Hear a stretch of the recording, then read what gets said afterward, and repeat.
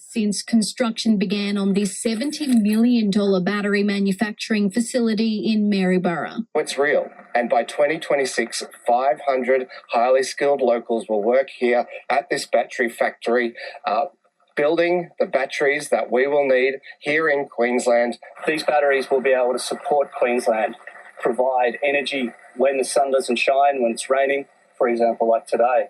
Demand for the technology is expected to increase more than tenfold by 2030, and the state government is already looking at ways to build more. We're calling on stakeholders and industry to tell us what they need to make more of the batteries that we need here in Queensland. The Battery Industry Opportunities for Queensland discussion paper is hoped to help expand renewable storage across the state.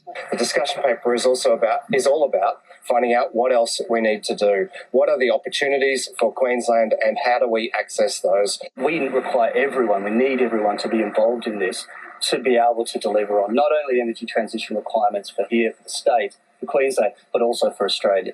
Feedback from industry experts will be open until March, with the strategy expected to be released in the middle of the year. Hatag Ripsky, 7 News.